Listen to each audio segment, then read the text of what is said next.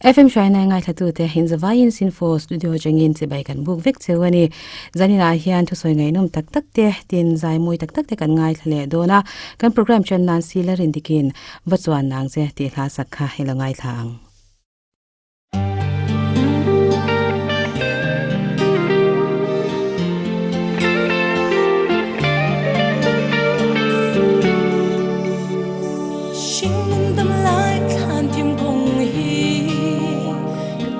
Sare em lo ni le em nghe lúc ấy cha đã kể cả chung tha an zara ni tin min hoa trên lệ ngày lệ ngày tuôn tin cần nun hi lúa dấu ta xin nun hi ra se ke khavan sang athoki an len aram dai le an sol na va khopui moi le nuam chu lim ten va chon nam se su ta song lung ai na ten muran chang lo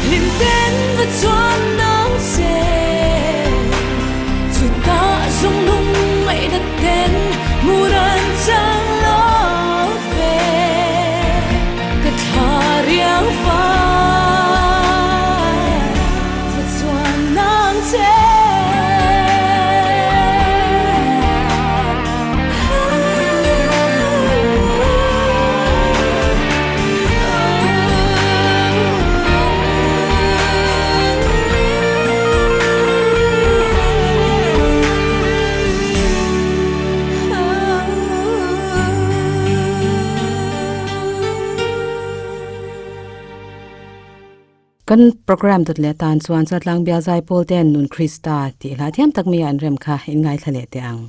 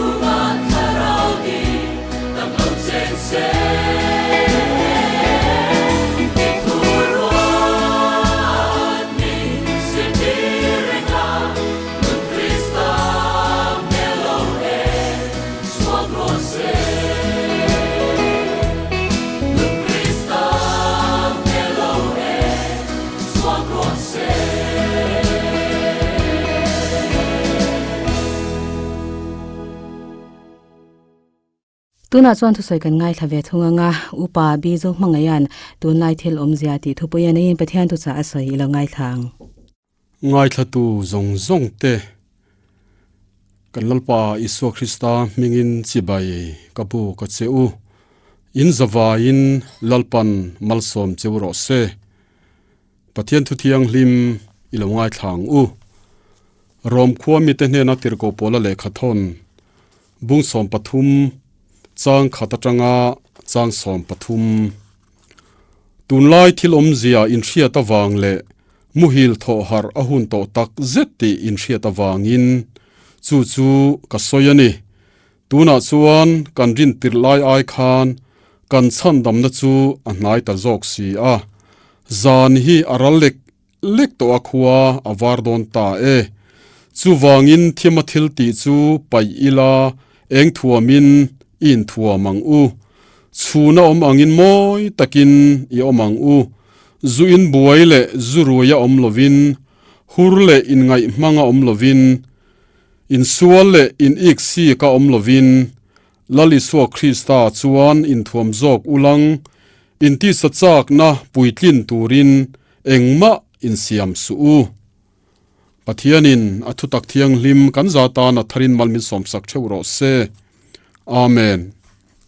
tlang sanga unaute tun huna hian kan mamo nia ka hriat pathian thu ngai thaila kan tia chu kan soitak angkhan tunlai thil omzia ti hi ani kan hriat tlan angin tunlai kan khovel ram sanga thil thleng le kan zoram khovela thil thleng te hi thin ti phudot dot avatam ta em ruang char ti te thi namak pui ten tha azara mu tu le hriat tur aum thin te hi apoi hle mai ram thrang anin dova li rangi nga tui aliana leimin kang me chuak eile in tur tlak cham awanga ril tram te lo thei lo awanga ral tlan te an ngai te rimak pui aleng fo mai te hian mi hring le nung cha te kan chen na khovel te hi min ti buai hle to mai heng thil lo thleng te hi engwang nge thil lo thleng reng tur nge keimanin thil lo thleng tur ni si lo har satna kan siam chua awanga kan nun kan man dik lo le kan ti lo tur kan ti awanga thil lo thleng te hi ani mayem tuna kan ngai thlek mek lai tuna kan huna ngei po khan enge kan ti engna nge kan tho engwanga tundin mun kha thleng thei nge ini kani pathian awanga ni ti hi theingil lo atul hle mai pathian thu kan chiara khan tirko pola hian rom ho hun laya ring tu te chu rom sarkar ti du da na te tuarma se lali suwa alokal le don wangin chel taka tuar turin afui ani kan tun lai khovel hun ton mek ngai tu hian kan hun te hi kan man that awangai te lul em kan hun kan man theina tur chu pathian nen mangdu nila pathian nen leng dun ila chu kan dam kho chu na tur ani kan chang han chiar chang som pahnia khan zan hi aral lek to a khuwa war don ta e ti kan chiara zan aral chuan a hnuwa thil lo thleng chu khowar ani pathian thu kan ngai thak thin le kan soi thin te kan pom dan te hi kan thil fia dan te po a in chen lo mai thei hetiang zong hian ngai thla ila kan du'a zan huna chuan eng ma hi alang fia lova natna kan tuar po in anabik em thin ani khualo war se ti hi kan hak lelem em thin ani khualo wara kan natna te kan harsat na te hi lakian ang main aum thin ani khowara chuan thil hi alang fia em thin ani zuin le zurui te thil sual ti te po nun kong dik lo tha zo te po khowar nuaya chuan a harsa ani suti rual ero chuan he khongai na rin na wanga khongai na chandam kan ni na hi he zan hun hi ani a chu aral lek to a khowarin min ngak mek ani khowar hun hi a thleng don ni inalang ngai thatu du tak tuna khan pathian tok turin in pe to em khuwa war don to chuwang chuan kan thil ti diklo le thalo te alo omani chuan isimang u pathian hena ikirang u he khongai na hun aliam to nuwa hi chuan lali suwa hi du ma ila pian tharna hun hi aum to don lo ani pian thar te po har em to don ani hun tha kan nei lai hian ho lali suwa tok turin in peyang u kan chandam na chu ni tin a hnai to ani chuwang chuan eng thuama in thuamin chuna angin moi takin ila zuin buaile zuruya lovin hurle in ngai manga lovin in suale in iksi ka lovin lali suwa Krista awangin in ngai dam ton ila in mangai ton ila nun kong dikle tha mi na zo chuan abula alo nuam thin lali suwa hi alokal to don awangin lali suwa tok tura kanin bo saina poimo tak mai chu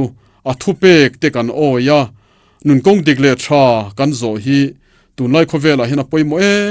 em to ani chuwang chuan unaw du tak lali suwa Krista tok turin lo in peiro nang ilo in pei to ani po in I chung te kha anin pem I veng te kha anin pem nam rang te hei anin dova a har sa hle mai keini ko ran ho le zo na thak mun rang om te po in ti boy man le in hirng ho man kan ni to lo unaw sul khat kwal kan ni serengin in ngai dam ton ila cho te ei ho ila lali suwa Krista a nget takin ding ila eng mi po ni ila eng na po thok ila pathian tok tura kanin pe hi ahun to tak zetani in zawain lalpan malsom chewro se amen malzai kan ngai thavele thuanga amen local ta che ti hla bilal biak sia mi sakha in ngai thale te ang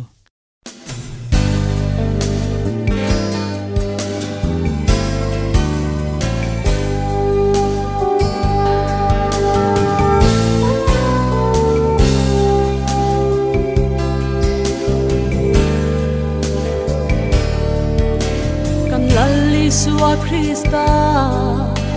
alokal don vangin sual na te tipun alonita ring tu ta churin om min omang u mit tuinen khofel hi kan mangrei to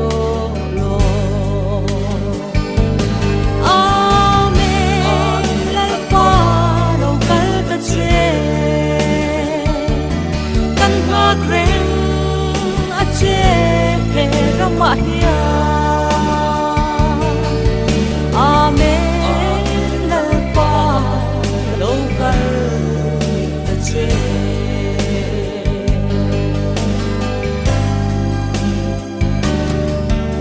Helei hizong kanta Chatuan ram anilo Iswal te din channa ram ani Salen na kola lo ro pui takin lalpa alokal thuai do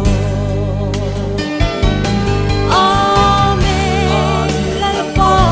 lokal ka che kan ga kren a che ramahia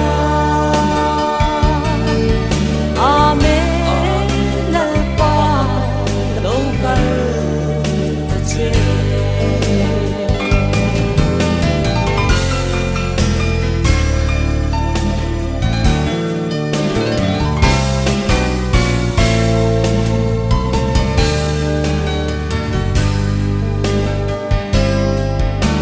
In pei lo te in pei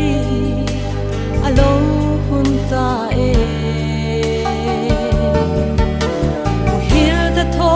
harap punta avantir ko ro pui natene panchum zinga khiani local thuai do amen lalpa local ka che kan ga kren Ramahia Amen lalpa local tache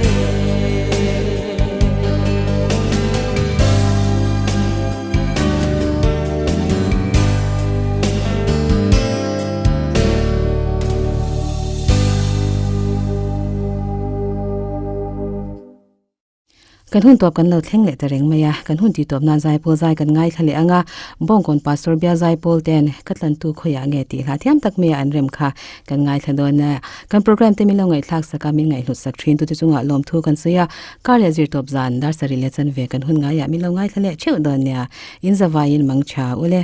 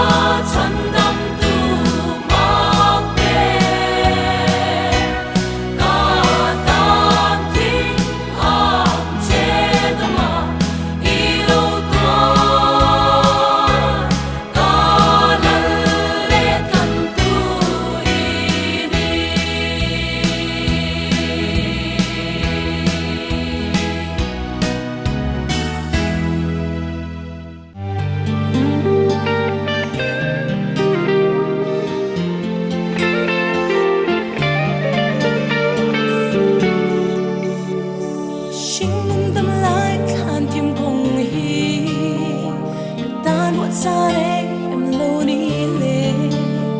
em ngỡ nghe lúc ấy cha đã kể cả dung ngã tha ăn ra ra ni tin mình hoa trên lệ